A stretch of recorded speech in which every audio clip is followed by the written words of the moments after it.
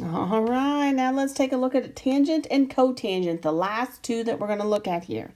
For tangent and cotangent, I'm going to come back over here and let's think. It doesn't have a reciprocal identity that's going to help us in terms of sine and cosine, but it's got those quotient identities.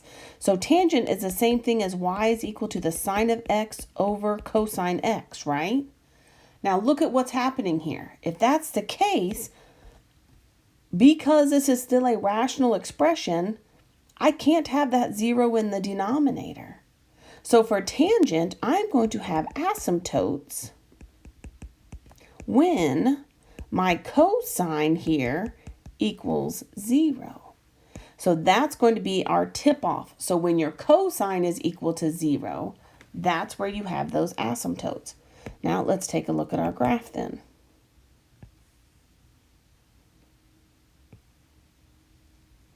If this is pi over 2, here's pi, here's 3 pi over 2, and 2 pi.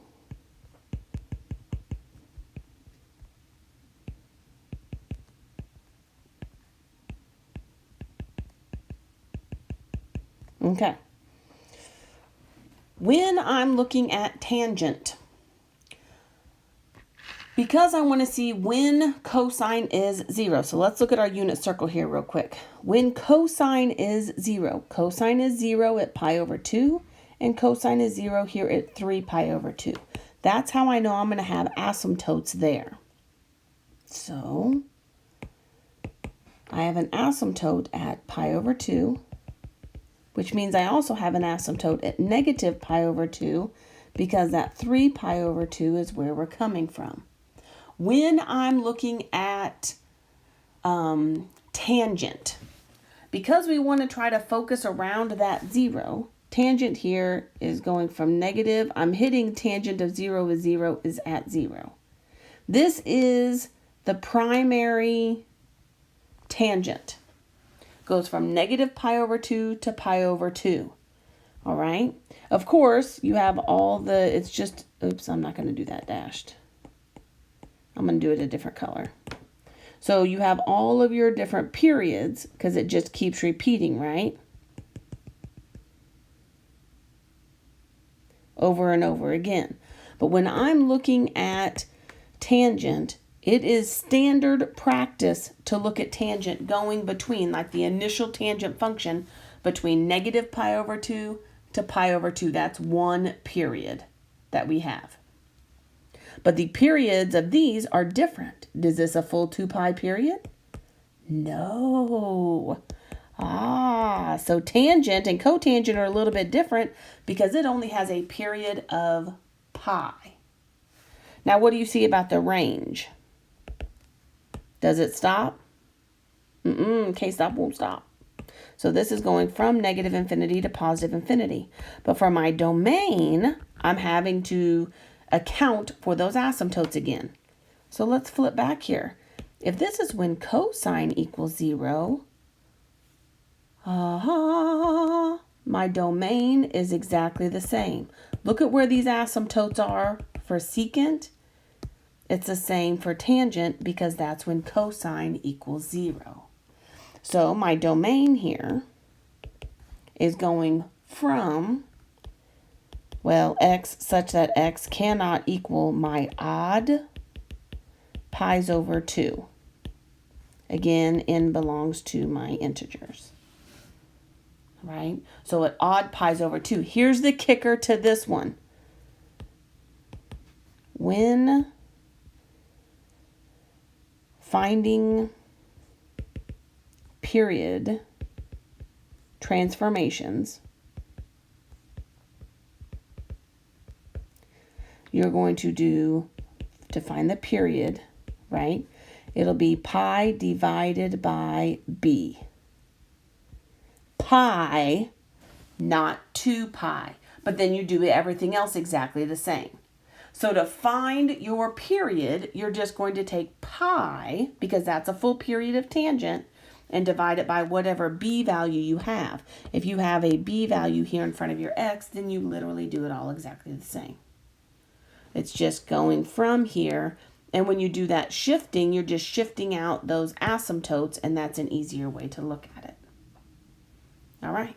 Cotangent, very, very similar to tangent. So cotangent is going to be, we know that quotient identity is cosine over sine. So we have asymptotes when sine now equals 0.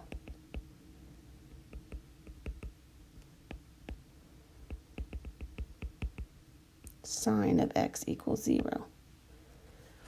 All right, so let's make our grid. Yeah, let's go back to blue so that they look very similar here. I know here is pi over 2,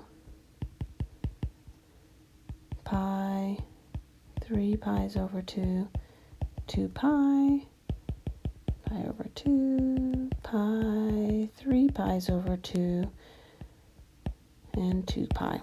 Okay, and the kicker to this is with my sine equaling 0, I know that sine, quote unquote, starts here at 0, so that is going to be my first asymptote.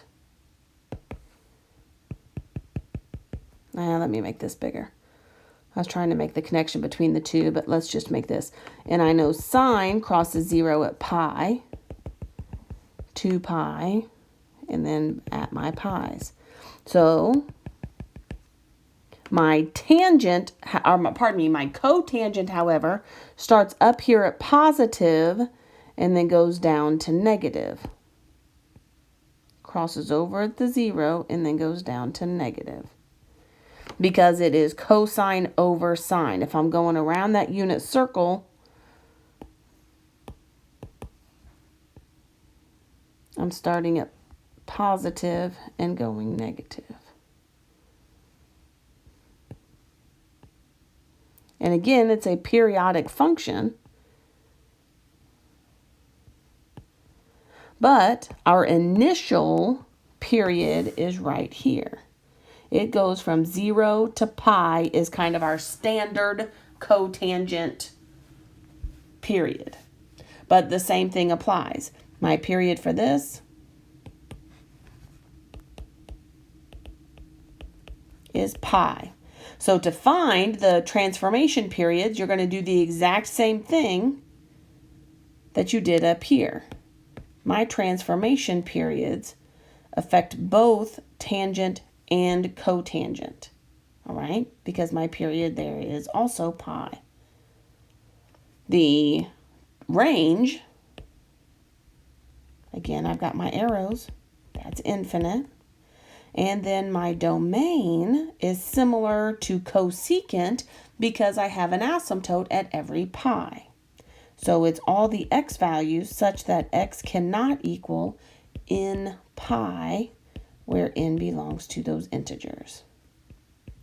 The same thing for these guys.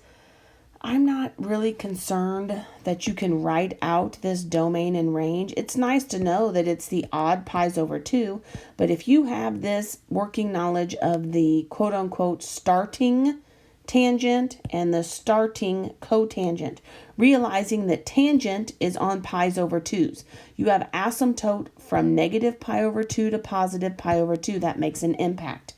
For cotangent, you go from 0 to pi. That's the true impact that happens there. This is one period, starts from negative pi over 2 to goes to pi over 2. One period is from 0 to pi. So those are the starting periods, and then you do your transformations from that. But the transformations are the exact same. We're going to work those exactly the same way that we worked the sine and cosine. All right? You've got this. Now, the last thing that I'm going to say here is, in my math lab, you will either have multiple choice graphs, or use the transformation. So you have to type in the transformations like what you did on your polynomial functions when you were working back through those. You're either going to type in your transformation so that you have that, or it's going to be multiple choice. Now, for your assessment, my plan, okay, so maybe not for assessment. So let's say this.